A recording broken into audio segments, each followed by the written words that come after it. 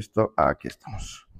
Quiero agradecer también, por supuesto, a la Junta Directiva, a Tomás, concretamente, que es el que ha mediado, el que me ha explicado, a la propia cofradía, a aquellos cofrades que estáis hoy aquí, a las autoridades también, a mi familia también, que viene, a mis sobrinos, que probablemente están asistiendo a su primera conferencia filosófica de toda su vida.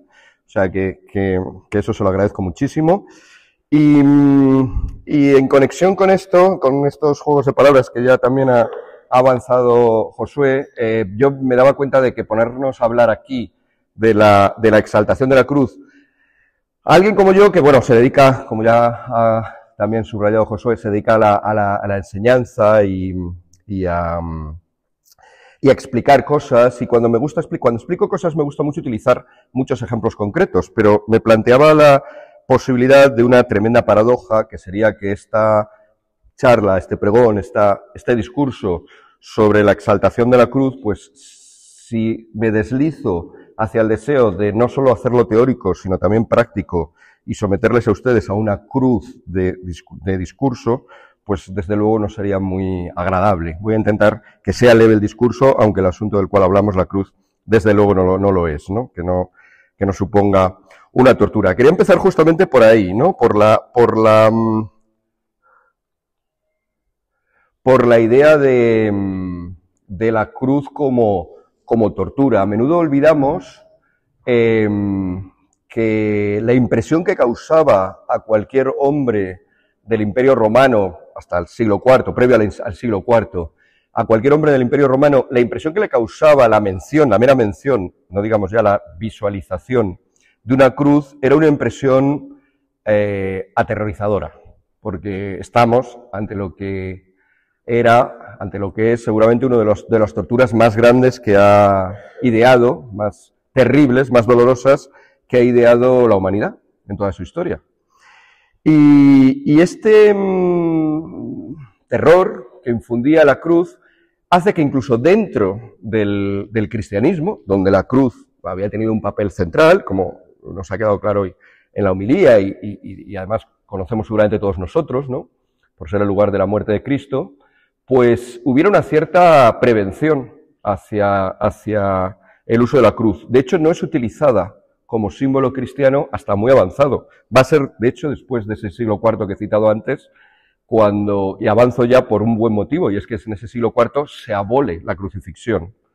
Necesitará luego incluso otro siglo más para que la gente olvide ese recuerdo terrible que significa la cruz y empiece ya a utilizarla como símbolo cristiano. ¿Qué es lo que se utilizaba, por lo tanto, ya digo, hasta principios del siglo V?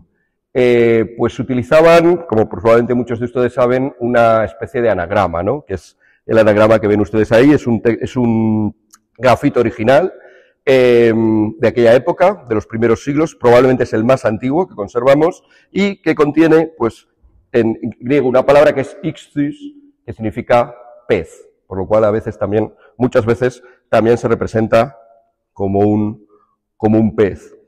Pero en realidad el pez es verdad que aparece en el Evangelio en numerosas ocasiones, pescadores de hombres, Jesús toma un pez después de resucitado, pero en realidad lo interesante, como he dicho, es que constituían unas siglas, ¿no? Son las siglas en griego de Jesucristo, Hijo de Dios, Salvador. Ixtis, las 5 palabras, Jesucristo, Hijo de Dios, Salvador. Este era realmente el símbolo de reconocimiento de los cristianos. Era símbolo incluso en el sentido originario del símbolo como dos partes que se juntan y así nos damos cuenta de que estamos en lo mismo. Le contaba antes a Josué que un procedimiento típico para distinguirse entre los romanos durante esos primeros siglos hasta el IV en que están perseguidos es el de, para no confesar que eres cristiano a la persona inadecuada y a la persona que probablemente te puede denunciar y te puede llevar a presidio o al martirio, un truco común era el ponerse a dibujar en la arena, en el suelo, no digamos ya si estamos en la playa, en el barro, que es más fácil, ponerse a dibujar símbolos aleatorios, en medio de ellos hacer la mitad del pez que ven a la derecha, solamente la mitad de abajo, de arriba, ¿no? Solamente una curva así. Si la otra persona con la que estabas hablando se daba cuenta de eso y completaba el pez, era un truco para reconocer a este otro también es cristiano, ¿no? Pero como ven, incluso un símbolo como este, pues exigía ese tipo de precauciones.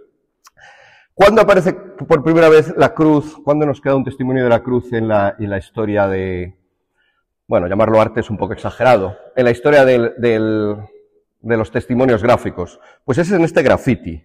Esto es un graffiti, hay un grafito, porque graffiti sería el plural, un grafito, hay ciertas dudas sobre su procedencia, antiguamente se consideraba que era del siglo III, ahora parece que podría ser incluso de finales del siglo I, o sea, muy temprano, pero es un grafito muy curioso, es un grafito que se ha conservado hasta ahora, pero es un grafito ofensivo.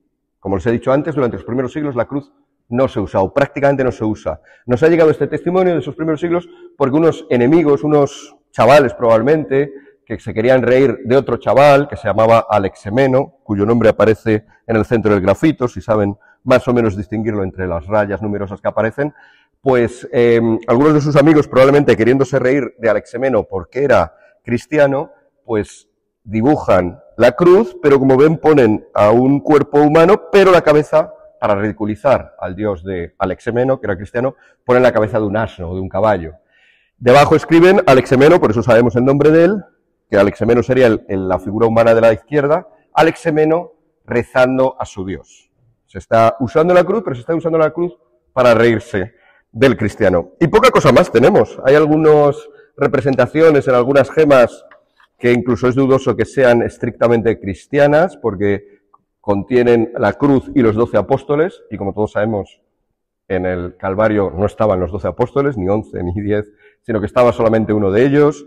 Hay que seguir adelante en la historia para ya llegar, como decía, al año concretamente 420, es decir, ya digo, un siglo después de llegado Constantino y de haber abolido la crucifixión, ya empiezan a representarse en las iglesias por primera vez la cruz. La primera que conservamos sería la de la iglesia de Santa Sabina, es esta que vemos aquí, la iglesia de Santa Sabina en Roma. En la fachada ya figura. Y a partir de ahí es verdad que, como todos sabemos, se convierte en símbolo fundamental y por excelentes motivos, ¿no? Alguno quizá, conocedor de la historia, hemos hablado aquí de Santa Elena y la tenemos también aquí, por cierto, en esta imagen. Alguno quizá piense, bueno, pero has saltado un momento fundamental de la cristiandad, que es el momento en el cual Constantino, cuando va a dar la batalla, cuando todavía no es emperador, y va a dar la última batalla para coronarse como tal y entrar en Roma a través del puente Milvio, ¿no? Pues se dice que, reunido con sus tropas, en un momento determinado, en esa preparación y en esa oración que hacía antes de entrar, recibe una iluminación en el cielo. La representa este cuadro muy posterior, lógicamente, y si ven arriba, pues aparece una cruz. Porque, al parecer, lo que narra la historia es que mira al cielo, ve una cruz y dice, la cruz dice in hoc signo vinces, en latín, que significa con este signo o en este signo vencerás. Constantino estaba cerca del cristianismo, su madre Santa Elena, como he dicho, ya lo era, ya era cristiana, pero él estaba planteándoselo, de hecho no se bautizará hasta poco antes de morir, y este signo, pues lo ve como una señal, efectivamente luego vence, y lo ve como una señal de que tiene que seguir adelante. ¿Qué es lo que ocurre? Que me he saltado esta aparición de la cruz, no realmente. En realidad, cuadros como el que he mostrado a la izquierda yerran la representación. Lo que vio Constantino no fue una cruz, ni siquiera aquí aparece la cruz, ni siquiera en la visión que tuvo es capaz de soportarse la visión de ese instrumento de tortura, porque lo que apareció seguramente pues sería este otro signo, también bien conocido por todos nosotros, seguramente, contiene la G y la Ro, dos letras griegas de Christos, el principio de la palabra Christos, de la palabra Cristo, sería realmente ese, el alfa y el omega, por supuesto, que también tenemos aquí, que representa a Cristo, son símbolos que representan a Cristo, pero de nuevo, evitando la cruz. Esto no significa que su madre, como ya hemos citado también aquí, su madre Santa Elena la evitara, de hecho es patrona de los arqueólogos, Santa Elena, entre otras cosas, o fundamentalmente, porque viaja hasta Jerusalén, muy poquito después, la batalla del puente Milvio es del 323. Pues muy poquito después, ya en el 26, Santa Elena viaja hacia la Tierra Santa, localiza el Monte Calvario, se pone aquí, bueno, destruye un templo de Venus que había allí, y se pone a excavar hasta que encuentra tres cruces, las dos cruces de los dos ladrones y la cruz de Cristo. El obispo del lugar corrobora que han encontrado la cruz, la Vera Cruz, y esta, pues obviamente, es la que tenemos aquí y la que da nombre a nuestra cofradía. Esto, como también hemos dicho ya antes, como también ha dicho antes los que me han antecedido en la palabra durante la celebración, da lugar a la fiesta del 3 de mayo, que finalmente se perdió, como también ha comentado nuestro sacerdote, y se ha equiparado, se ha unificado con la del día de hoy. Pero en realidad la del día de hoy, exaltación de la cruz, sería la fecha en la cual esa cruz encontrada se coloca en la iglesia del Santo Sepulcro. Se construye esta iglesia, se termina un poquito después, seguimos avanzando en la historia, del 335, 9 años más tarde, y ahí se acaba esa iglesia en el 13 de septiembre de ese año. Al día siguiente, el 14, por primera vez se exhibe allí la Vera Cruz, y a partir de ahí, esa exaltación, esa adoración primera, pues a partir de ahí se establece esta fiesta. ¿Quiere la casualidad, o quiere quizá pues, cierta voluntad de, como decíamos, de unificar las fiestas, que también en el día de hoy se conmemore otro acontecimiento histórico que también ha mencionado el sacerdote, también han mencionado al principio de la celebración de hoy. La Veracruz se reparte en algunos trozos por toda la cristiandad de ella, algunas reliquias.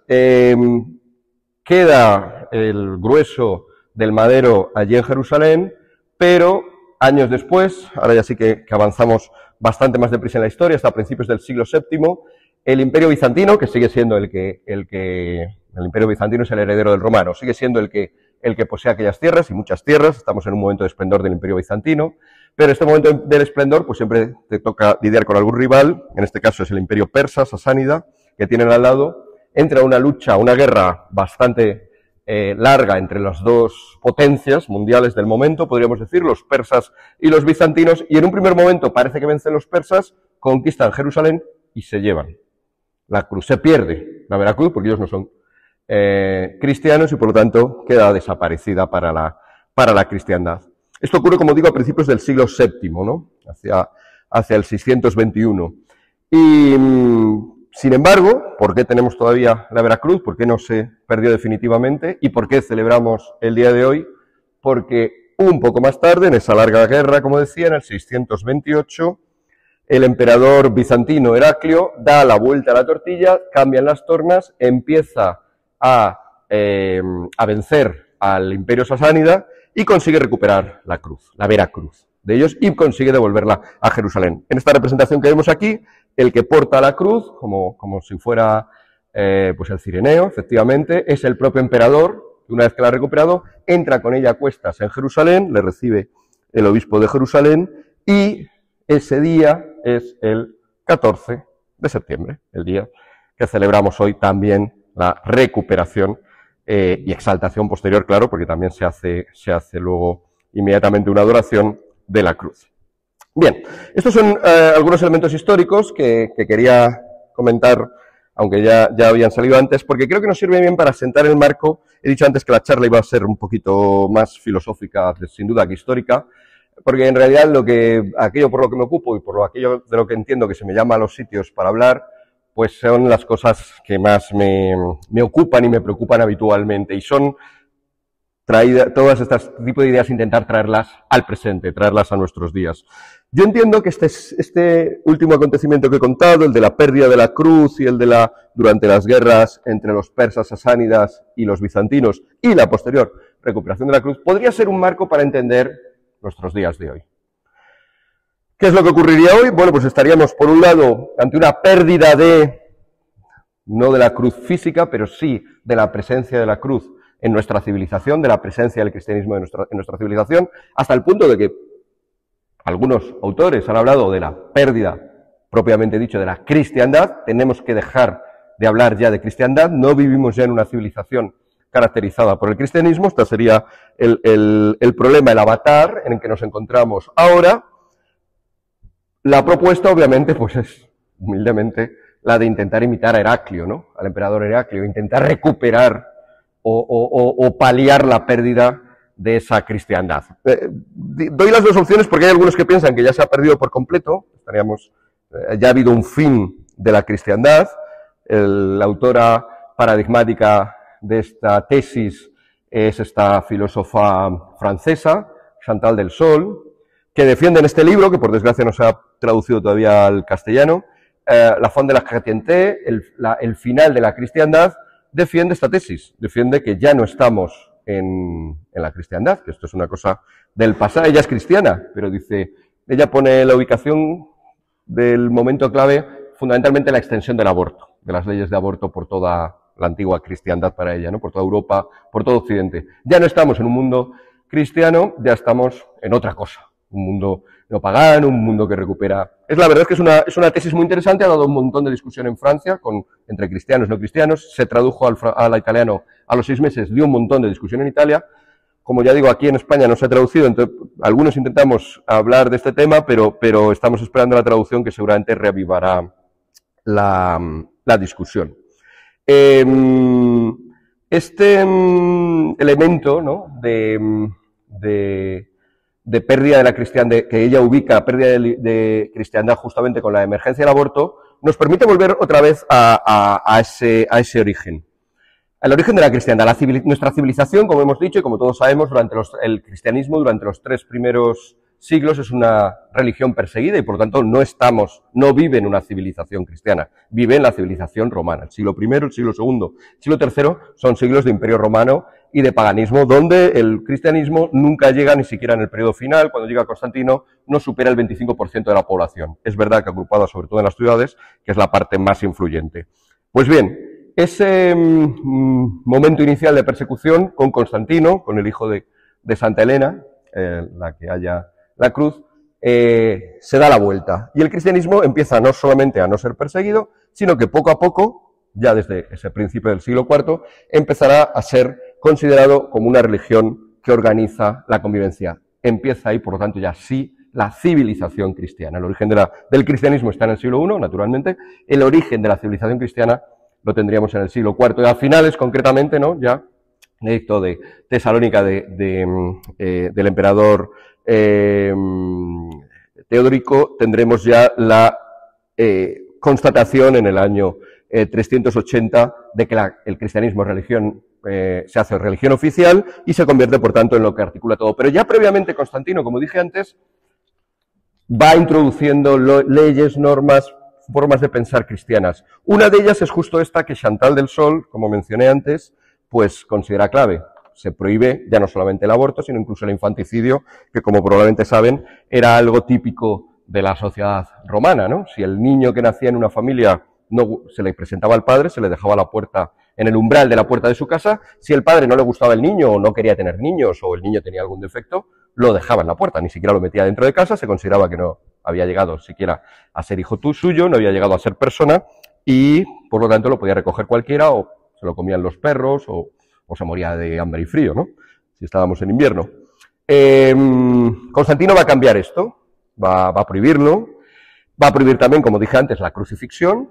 La crucifixión deja de ser la pena capital, deja de aplicarse por ese método, como dije, y por lo tanto ya puede empezar a utilizarse, se empezará a utilizar un siglo después ese símbolo, y un montón de cambios radicales más que empiezan a percibir eso, que estamos en una civilización cristiana. Como digo, Chantal del Sol piensa que ha terminado. Yo soy un poco menos, debo confesar que soy un poco menos pesimista que ella. Yo no creo que haya terminado, pero sí que es verdad que no goza de una excelente salud en estos días. O sea que la batalla que decía antes, pues puede en todo caso entablarse, ya sea para la plena recuperación de la cruz, como hizo Heraclio, ya sea simplemente para recuperar buenas partes de la cruz que ya han ido perdiendo, aunque nos queden algunos restos. ¿Cómo sería qué es lo que se ha perdido y qué es lo que se debe recuperar? Bueno, pues esta es ya la parte a la cual me gustaría referirme ahora. Tendríamos en primer lugar, creo que es fundamental entender que esta civilización de la cruz, esta civilización cristiana que empieza en ese siglo, en el siglo IV, es una civilización que, apoyada en este texto del Evangelio que pongo aquí, yo soy el camino, la verdad y la vida, también apareció antes, es una civilización que apuesta potentemente, nuestra civilización o lo que nos queda de ella, por la noción de verdad. Cree que es una civilización, somos los herederos del cristianismo, ya sea herederos activos o herederos simplemente de casualidad, somos fundamentalmente una civilización que piensa que la verdad es buena. Esto no está necesariamente dado, que investigar la verdad es bueno, que existe la verdad, por tanto, si vamos a investigarla o vamos a defenderla es porque creemos en la verdad, ¿no? Y esta idea ni siquiera, en un inicio, no es ni siquiera del todo clara en el propio cristianismo, ¿no? Por supuesto, la idea de verdad sí, la idea de que Cristo es la verdad sí, pero la idea de que la verdad se expande en general a todo aquello que llamamos verdad, y que la verdad que nos importa es también, por ejemplo, la verdad sobre el mundo físico, la verdad sobre lo que hoy llamaríamos ciencia, que importa la ciencia, que importa el saber, que no todo vale igual, que hay verdades, si hay verdades siempre hay mentiras, o al menos falsedades, y que las falsedades están mal y deben ser combatidas, que no todo depende de las opiniones, o de las, como me gusta a veces llamarlas, las opinioncitas, ¿no? Todo este tipo esta defensa que había sido vibrante en el mundo griego, especialmente a partir de Sócrates, Platón, por supuesto también Aristóteles, ¿no? Esta idea, este desprecio hacia las opiniones es típicamente platónico, y esa insistencia en que solo debe importarnos la verdad, eso que estaba ahí, que estaba en ese mundo griego, que también estaba confluyendo en el mundo romano, en el mundo del origen del cristianismo, no todos los cristianos lo ven así al principio. No lo ven como compatible con la verdad que es Cristo. Verdad, camino y vida, como he dicho antes. Y de hecho hay cristianos concretos, autores cristianos todavía hoy muy importantes, he puesto aquí dos, Taciano es el de la izquierda, más importante todavía Tertuliano, a la derecha, ¿no? Origen del nombre Tertuliano, de que algunos también nos dedicamos a ello. Tertuliano y Taciano defienden la tesis contraria, defienden que la verdad que trae el cristianismo no tiene nada que ver con la verdad de los griegos, no tiene nada que ver con la racionalidad griega, no tiene nada que ver con el logos griego. Esto nos puede resultar extraño porque, entre otras cosas, porque a muchos, en cuanto que he pronunciado la palabra logos, seguramente les habrá resonado el principio del Evangelio de San Juan, que comienza afirmando que en el principio era la palabra, decimos en castellano como traducción, en el principio era el verbo, la palabra griega en el principio era el logos, en el principio era la razón, era la razón que da sentido a todo, el orden que fundamenta todo. Una noción, logos, claro, fundamentalmente griega, pero que desde estos autores, avanzo ya que perdedores son los que pierden la polémica, Taciano, Tertuliano y algún otro también, estos no tienen ese logos, esa manera de razonar que tienen los griegos, los científicos, los filósofos, los físicos, no tiene nada que ver con la verdad cristiana y por lo tanto la verdad cristiana va por otra vía, de la inspiración, de la fe, que se separa. Frente a ellos, frente a estos dos tenemos muchos, claro, porque va a ser al final la opción triunfadora, pero en los primeros siglos tenemos concretamente, por destacar a los principales, ya en el siglo I o II a Justino, mártir, le llamamos Justino mártir, porque fue mártir, seguramente hubiera preferido ser llamado Justino el filósofo. Tenemos también debajo he colocado a Clemente de Alejandría y a Orígenes, fundamentalmente, el que está en la imagen más grande. Ellos tres adoptan la posición contraria, que va a ser finalmente la triunfadora, y es que no, que para el cristianismo es fundamental meterse en el asunto de la verdad, dar importancia a la verdad, dar importancia al intercambio de razones para encontrar la verdad, dar importancia, por tanto, a la teología. Orígenes solamente es el primer teólogo sistemático, aunque los otros dos ya avanzan en ese terreno. Justino, por ejemplo, es muy interesante porque le importa tanto la verdad griega, le importa tanto la verdad, la importancia de la ciencia, del saber, y lo ve tan compatible con el cristianismo que llega a hacer afirmaciones que incluso hoy todavía, Justino, principios del siglo II, incluso hoy todavía nos pueden parecer muy revolucionarias, o sorprendernos, ¿no? Llega a decir que Sócrates, Platón, Aristóteles era peor considerado porque, bueno, tardará, hasta que no llegue Santo Tomás de Aquino no se le verá como compatible con el cristianismo, pero que Sócrates y Platón son receptores de la iluminación divina, tanto como Moisés o como Abraham o como cualquiera de las figuras del Antiguo Testamento. Son de alguna manera también santos, son portadores del logos, como hemos dicho. Entonces está el logos que viene del pueblo judío, está el logos que viene del pueblo griego y los coloca a la misma altura, ¿no? Por supuesto, ambos, el griego y el judío, confluyen en Jesús, que es el que les da plenitud, porque él mismo lo es, él mismo es logos, pero el antecedente viene de los dos lados. Ya digo, es una apuesta muy fuerte, por la razón es la que triunfará, a partir ya, Orígenes está ubicado en el siglo III, justo antes, es el siglo previo a Constantino, a partir de ahí va a fomentarse esta idea, y es esta idea de verdad seguramente la que estamos perdiendo, ¿no? No puedo extenderme mucho en esto, pero muchas de las cosas que he dicho antes, existe la verdad, no todos son opiniones, existen principios absolutos, no todos son opiniones particulares, relativas, todo esto seguramente está muy de actualidad, lo oímos constantemente en multitud de espacios, en multitud de tertulias también, en multitud de declaraciones políticas. Corren malos tiempos para la verdad, corren malos tiempos para esta idea de verdad que es esencial de nuestra cristiandad, es esencial de nuestra civilización cristiana, es esencial en nuestra herencia. Bueno, esta representación ya posterior medieval refleja un poco esto, ¿no? Cristo mismo como aquel que da, aquí está dibujado pues con un compás y haciendo las medidas del mundo, Cristo el que da orden, el que da razón, está de alguna manera representado como un matemático que crea lo que idea, pero que lo crea según razones, ¿no? Es la absoluta identificación de lo razonable de verdad con el mensaje cristiano que trae eso, que trae el propio Cristo. Y de ahí, pues somos la civilización, por lo tanto, de la ciencia. La ciencia no surge entre los chinos, aunque es una civilización muy avanzada en muchos sentidos, no surge en el mundo islámico, aunque tiene un momento de avance previo a la Edad Media cristiana interesante, no surge en India, que es también una civilización repleta de pensamiento y de reflexión, pero la ciencia como tal, ese aprecio por el conocimiento del mundo, no surgirá más que aquí. Surgirá vinculada seguramente a las universidades, obviamente he puesto la imagen de la primera universidad que permanezca en España desde sus orígenes, desde 1218, la Universidad de Salamanca, que es también una invención nuestra, es una invención de la cristiandad, y esa aplicación del conocimiento a la técnica, a la tecnología, ¿no? Que es hoy en día lo que, sin duda, a lo cual nos estamos acostumbrando, nos tenemos que ir acostumbrando a cada día, a sus novedades, todos nosotros, y consideramos ya parte esencial de nosotros. Todo eso, tan nuestro, surge en el fondo de que hace muchos siglos, en esta polémica que digo entre pensadores como Taciano, Tertuliano, más escépticos ante la idea de verdad y razón que pudiera equipararse con lo cristiano, fueron los perdedores y vencieron. Justino venció Clemente de Alejandría, venció Orígenes.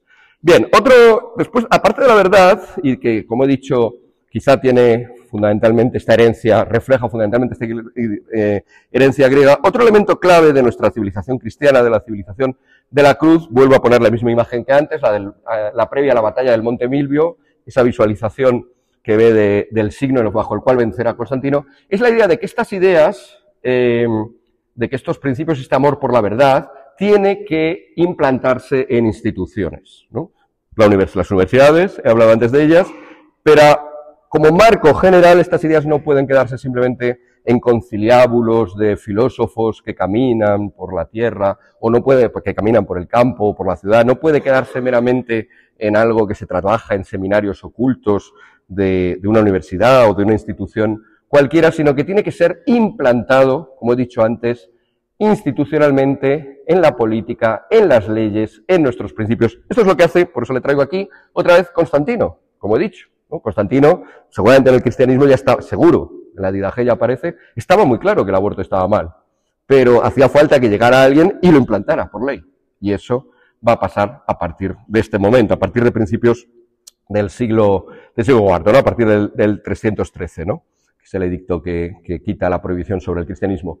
Esto es muy importante y hay que decir, aunque ahora no me puedo meter ahí, que es un momento hoy en día incluso cuestionado, y no cuestionado solamente por anticristianos, sino por cristianos que piensan que el hecho de que a partir de principios del siglo IV, a partir de Constantino, el cristianismo se hiciera poco a poco, con Constantino todavía no, como ya he dicho, se hiciera poco a poco oficial, se hiciera algo, es verdad, ya más fácil de seguir, porque ya no tenías que esconderte por las catacumbas, ni tenías que huir de los emperadores que te perseguían, que eso fue malo. Hay mucha gente que piensa que esto perjudicó al cristianismo porque lo oficializó, lo hizo fácil, se apuntó mucha gente que era dudoso que fuera cristiano o no, y que además unió al cristianismo con el poder, y el poder ya se sabe que siempre es pervertidor de todo, y lo ensucia todo. Bueno, la verdad es que los que defienden esto, en el fondo están defendiendo o están deseando que hubiéramos seguido viviendo en una sociedad con crucifixiones públicas, con abortos, con infanticidios, ¿no? Es con un montón de principios más. La sociedad romana es una sociedad dura. Ahí les recomiendo a todos ustedes un libro, Imperios de Crueldad, de Alejandro Rodríguez de la Peña, profesor del CEU San Pablo, que nos muestra lo duro e inimaginable para nosotros que era no solo el Imperio Romano, también el griego, también él quiso incluso meter a los mesopotámicos, pero se le hacía muy grande el libro. Hubiera podido meter prácticamente cualquier civilización de la Tierra que tiene elementos de crueldad, el título Imperios de Crueldad, que nos serían inimaginables. Eso es lo que hay que empezar a...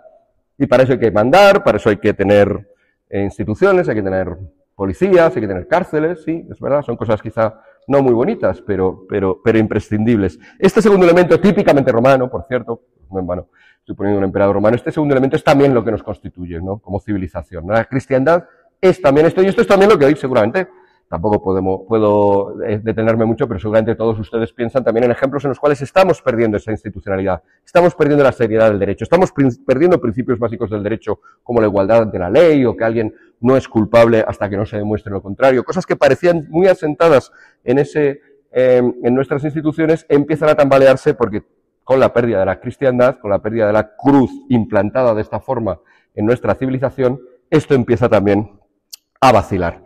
Y por último voy ya al tercer elemento, que estoy siguiendo, quizá alguien lo haya captado un poco, la trilogía esta típica que se hace para describir nuestra civilización, que es la de Atenas, Roma, Jerusalén, ¿no? Los griegos serían los del logos, los de la razón, Roma serían los de la institución, los del derecho, los de la política, los que implantan las cosas.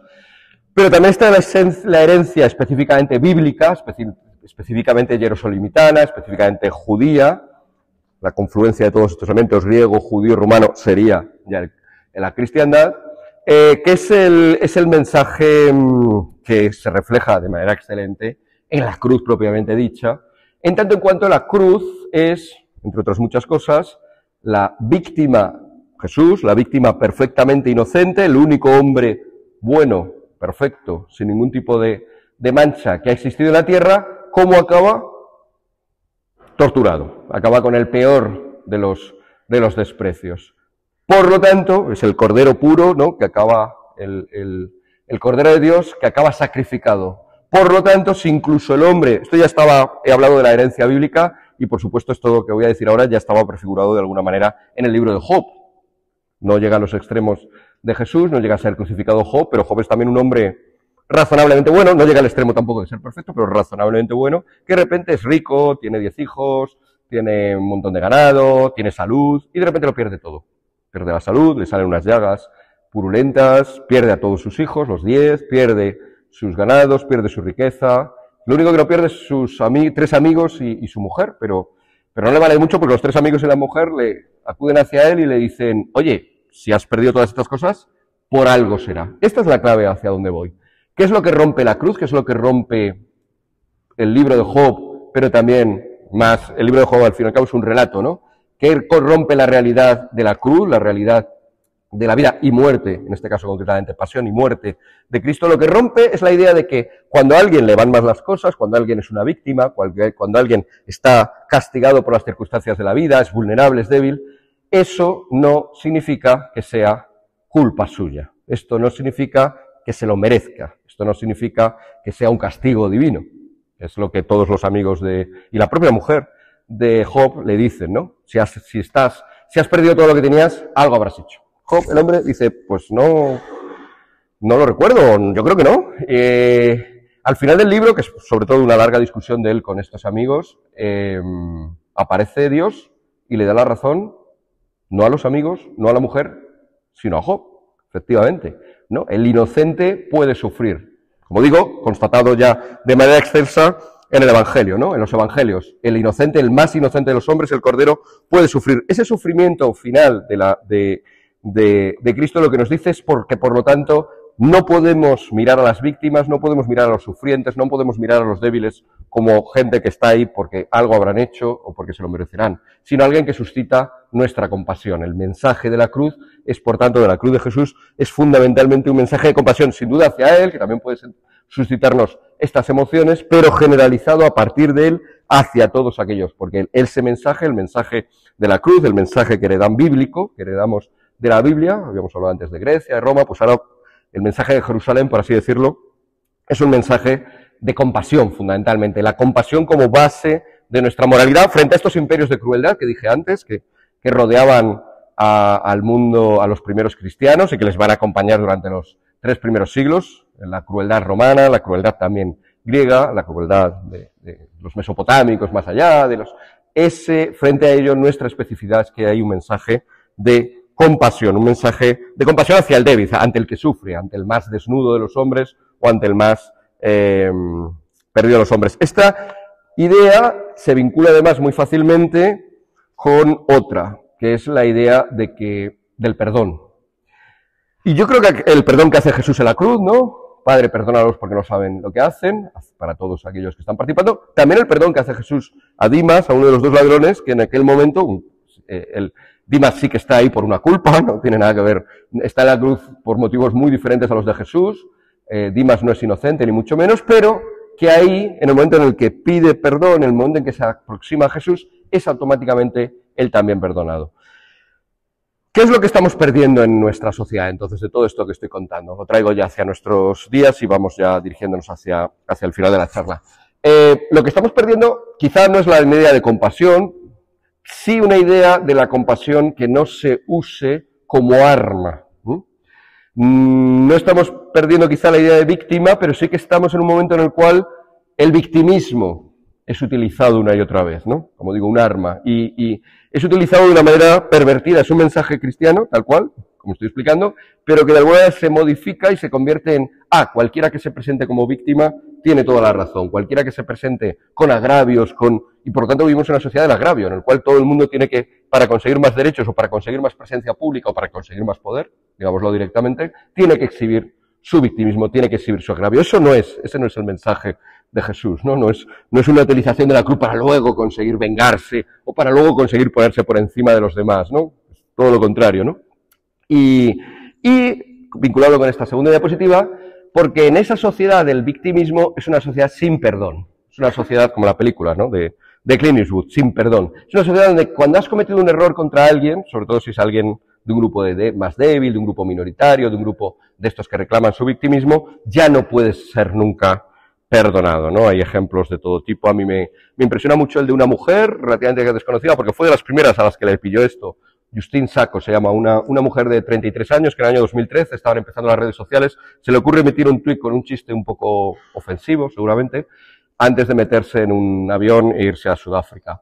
En ese momento la seguían en esa red social 10 personas, por lo tanto dije, bueno, lo verán mis 10 amigos y no pasará nada. En el vuelo hasta el Cabo, que es largo, y a partir de Londres, son varias horas, ese tuit se hace viral y de repente cuando ella llega al Cabo, la han despedido de su trabajo, el hotel al que va a ir al Cabo le dice que no vaya, la familia que va a visitar le dice que no se le ocurra pisar porque ese tuit ofensivo se considera un pecado absolutamente imperdonable. Y Justine Sacco volverá a Nueva York, le echarán del trabajo, se irá a África, incluso luego a un ONG durante 6 meses para intentar de alguna manera pues pagar su mal, ni aún así lo conseguirá. En las redes sociales, las redes de contactos, su nombre, en cuanto que aparece, la gente ya no quiere tener tampoco, no quiere salir con ella, ¿no? Que pierde también cualquier posibilidad de relaciones afectivas. Bueno, es una mujer que padece en sí, da la vuelta a este mensaje de la compasión, porque ella había hecho un tuit políticamente incorrecto bromeando sobre los africanos,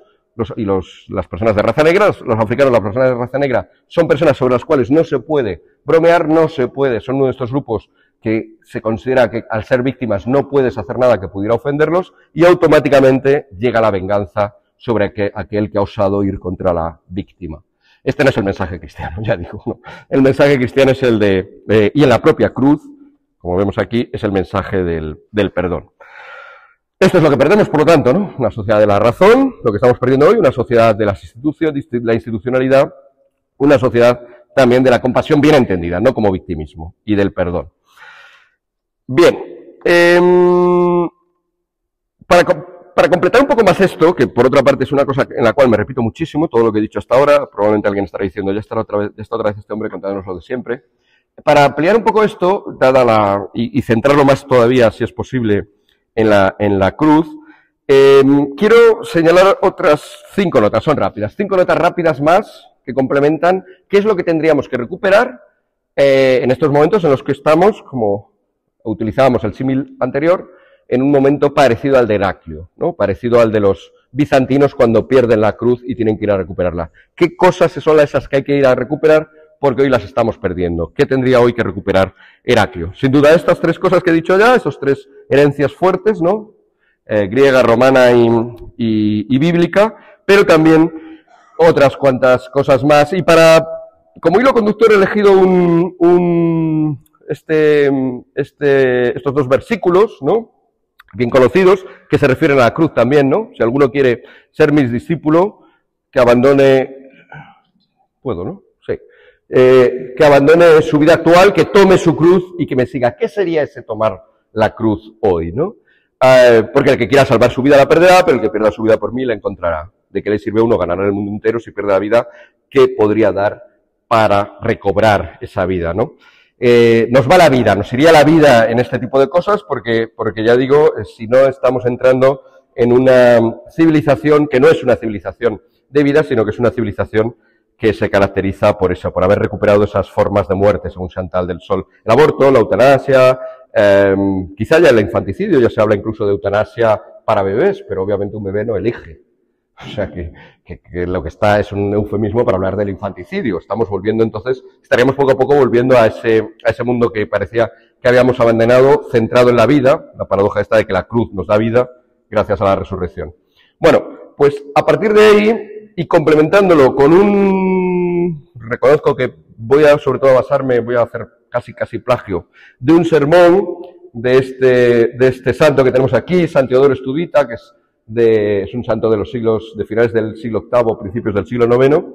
Tiene un sermón justamente sobre la exaltación de la cruz, un sermón de adoración de la cruz, en el cual hace unos símiles que a mí me parecen muy interesantes. Hace unos símiles entre momentos del Antiguo Testamento, momentos en los cuales aparece también, quizá no la cruz tal cual, pero sí la madera, o sí el madero, sí la vara, ha aparecido hoy también en la misa, en la primera lectura, ¿no? El momento de la serpiente en que Moisés alza la serpiente en una vara.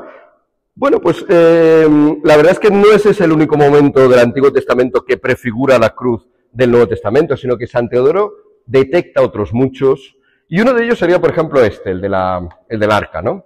El arca de Noé, que al fin y al cabo está hecha de madera, y que anticipa la cruz en el sentido de que nos da refugio, nos da vida. El arca salva la vida de un montón de gente, de la familia de Noé, pero me refiero a un montón de especies que están en peligro, conserva la vida y en un momento determinado permite que esa vida luego se expanda. San Teodoro compara esta arca, por ejemplo, por tanto ya con la naturaleza, la creación entera en la cual vivimos.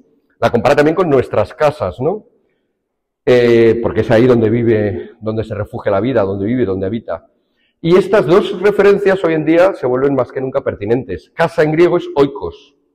De oikos viene economía, sí, pero también economía, pero también oikología, ecología, la naturaleza.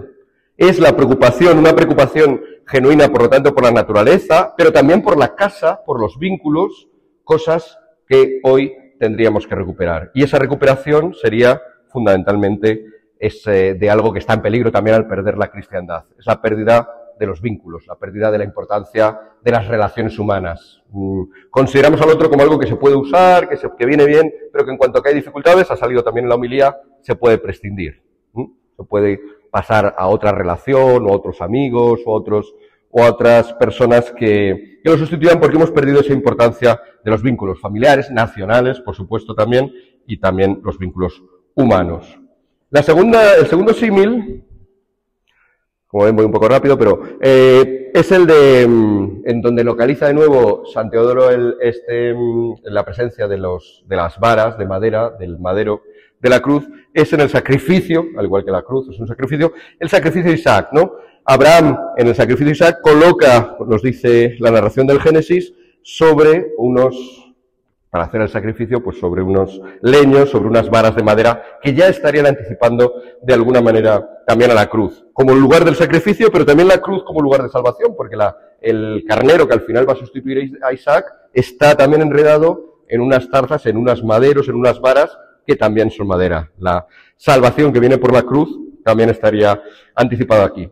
¿Qué es lo que tenemos aquí? ¿Qué aspecto tenemos aquí a recuperar? Bueno, pues yo creo que, aunque estamos más o menos acostumbrados a hablar del sacrificio de Isaac, es ese elemento probablemente que resalta sobre todo Kierkegaard, que citaba antes Josué, es el momento del Dios más incomprensible, del Deus tremendum et fascinans, que decía Rudolf Otto, el Dios tremendo que no se puede comprender. ¿Cómo es posible que Dios le pida a Abraham, que ha estado hasta su ancianidad esperando un hijo, y que no le venía, y que no le venía? ¿Cómo es posible que luego, cuando ya le ha venido, le pida que lo sacrifique, ¿no? Es un Dios que irrumpe, que resulta sorprendente y aturdidor, ¿no? Y esta capacidad de sorprendernos, esta capacidad de dejar que irrumpa en nuestra sociedad, en nuestra civilización, también, por supuesto, en nuestras vidas, lo sorprendente, lo no planificado, ¿no? Vivimos en una sociedad de la planificación, donde todo tiene que presentarse con sus excels, con sus documentos probatorios. Esa capacidad de dejar que lo que absolutamente rompe nuestros esquemas en nuestras vidas y en la sociedad entre otras cosas, el propio Dios, que es en ese sentido lo tremendum et fascinans máximo. Esa es también otra de las cosas que habría que recuperar. He hablado al principio de Chantal del Sol, la filósofa francesa que habla del fin de la cristiandad, para ilustrar este momento, sobre todo porque ya me he prolongado mucho y probablemente algunos de ustedes ya sí que están empezando a padecer la cruz, en ese otro sentido, pues se me ocurrido pensar en otra pequeña pensadora que tenemos con nosotros, que es mi sobrina Lía, que está ahí sentada, pero a la cual también voy a poner aquí. Y es así porque hablando con ella hace unos días, pues claro, como ejemplo, ¿no?, de esto que digo, de este Dios que irrumpe y de este Dios extraño, nos dábamos cuenta, estábamos contemplando las estrellas en el pueblo en el que tienen una casa, y claro, salía el asunto de qué extraño es que todo lo que hay en las estrellas, de todo lo que está sobre el firmamento, haya llegado a existir, ¿no? Es muy extraño que esté ahí, si nos damos cuenta, pero también es muy extraño y las dos opciones a partir de ahí son igualmente tremendas et fascinantes, ¿no? Son igualmente tremendas y fascinantes, porque tanto si ha sido creado es algo sorprendente que Dios, y es lo que decíamos, ¿no? Es sorprendente que Dios haya creado todo esto, pero si no ha sido creado también es sorprendente. También es sorprendente que por azar algo haya creado. Y estamos, hasta el ateo de alguna manera debe reconocer que vivimos en un mundo absolutamente tremendo y fascinante, y ante esa sorpresa, pues ante eso que nos aturde y eso que nos rompe, es ante lo que deberíamos recapacitar y salir un poco de esta sociedad de la planificación y de la ordenación, incluso ya diríamos a veces incluso de la programación, ¿no? Somos tratados como si fuéramos programas informáticos o robots en la que estamos ahora. Un momento más de aparición de las varas, de la madera, es el momento en el cual, cita Santiago, estoy siempre siguiéndole a él, ya saben, es en el momento en el cual Jacob, el patriarca más astuto de todos los que existieron, Jacob tiene un acuerdo con Labán, su tío, en el cual, bueno, pues Labán, que es el poderoso, es el rico, es el que le contrata, es el que tiene poder sobre él, le intenta explotar lo máximo posible, y Jacob se libra de esta explotación con un truco. Llegan a un acuerdo en el cual, por todo el trabajo que hace Jacob, solamente se va a llevar el trabajo de pastor.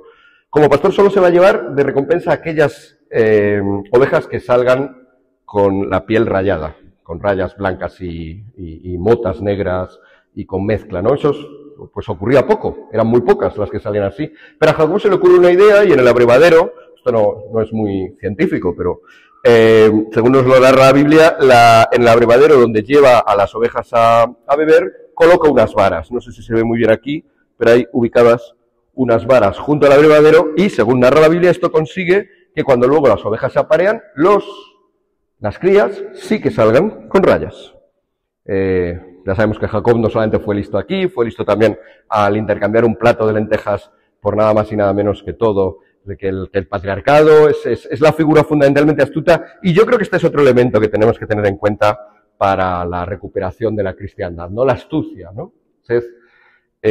Astutos como serpientes y prudentes como palomas. Aparece también en el Evangelio, ¿no? Esta idea de que vivimos en un momento en el cual hace falta esa astucia para enfrentarnos a los retos que tenemos. Y no solamente astucia, sino también, y ahora ya pasamos a otra de las figuras bíblicas clave, sino que también, desde el punto de vista de Moisés, de nuevo nos encontramos con la vara, con el callado con el madero, tanto en la apertura del mar, cuando se escapa de los judíos, tanto en la oración que hace Moisés cuando están luchando los judíos, los hebreos, están luchando contra los amalecitas, están llegando ya a la tierra prometida y van a tener batallas durante mucho tiempo, pero la primera batalla que tienen, y se dan cuenta de que cada vez que Moisés baja los brazos de oración, la batalla la empieza a perder Josué, precisamente, que es el que está luchando, y cuando Moisés alza las manos, las pone en cruz, empiezan a vencer, pero claro, Moisés se cansa y le colocan a 2 ayudantes para que se la sostenga, seguramente con el madero también, con la vara, y por lo tanto ya es también claramente una prefiguración de la cruz, ¿no? Y de la cruz con madera. Y por último, pues la lectura que hemos tenido hoy, que es, como ya digo, pues paradigmática, ¿no? La serpiente que se alza para curar a todos a los que la serpiente pica. La muerte que se alza, la muerte en la cruz de Jesús, que salva de la muerte a todos aquellos que tienen fe en ella, ¿no? Claramente es una prefiguración clara en el Antiguo Testamento. En todas estas presencias de madero, de callado, de madera, de varas, en el Antiguo Testamento, ¿qué es lo que tenemos? Pues lo que tenemos es el combate, un combate muy fuerte, no hay que olvidar que justo después de esto, lo que va a pasar es que los egipcios que están persiguiendo a los hebreos van a ser inundados por este mismo mar y van a fallecer. Es un combate cruel. Es un combate cruel también el de los amalecitas. Un combate duro. Estamos hablando de combates de verdad, no solo espirituales. Y por último, bueno, pues ahí el combate contra las serpientes. Es verdad que las serpientes nos pueden suscitar bastante menos compasión, pero en todo caso es también un combate duro. ¿Cuál es la enseñanza de esto? Bueno, yo creo que la enseñanza es que trayéndolo de nuevo a nuestro tema, y estamos ya con el penúltimo punto, lo que tenemos que traer es la idea de que el combate que tenemos que hacer a partir de ahora para la recuperación de la cristiandad no puede ser un combate buenista, no puede ser pacifista. La Biblia no es pacifista, trae una paz, pero no es esa paz, no es la paz de este mundo, es de otro tipo, ¿no? De hecho lo dice también Jesús directamente, ¿no? No he venido a traer la paz sino la espada. Y por lo tanto cualquier planteamiento buenista, dulzón, de estos que ahora se llevan tanto, no son los que nos van a ayudar a recuperar la cristiandad, ¿no? Aquí me gustaría citar también, pues, y ya que estoy acabando y por lo tanto probablemente estarán un poco más aburridos, a mi otro sobrino, a Luca. Porque en una conversación con él también, pues yo la verdad es que cuando les cuento la Biblia y les contaba este pasaje, el pasaje primero, el del mar, el de la apertura del mar, pues estaba un poco preocupado cuando se lo contaba, porque claro, es un momento bastante cruel. Es el momento en el cual el mar, al volverse a cerrar, elimina por completo a los egipcios. Y yo, en plan lector de la Biblia, tenía un cierto problema teológico, que era el de cómo justificar eso. Cómo justificar que Dios de amor, ayuda a Moisés a acabar con todos los egipcios. Y yo tenía esta cosa en mi cabeza, que no se la decía a ellos, pero cuando salió el relato y lo contamos, Luca, la verdad es que lo resolvió bastante bien, porque me dijo, bien por Dios. Me pareció que eso es lo que hay que hacer, ¿no? En el combate contra el mal, claro que a veces hay que decir simplemente bien a la victoria. No una victoria cruel, porque sería volver otra vez a esto que hemos dicho antes, a esas civilizaciones egipcia, mesopotámica, griega, romana. No por la crueldad, sino simplemente porque lo que ocurre al final es lo bueno y es la voluntad de Dios.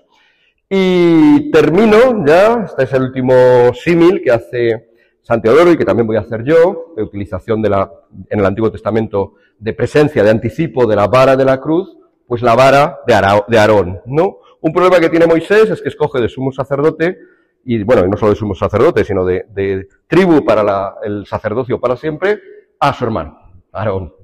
Y claro, esto genera ya en el pueblo hebreo, pues genera sus suspicacias. ¿Por qué tú has escogido a tu hermano y no a otro? A lo mejor hay otros que lo pueden hacer mejor, ¿no?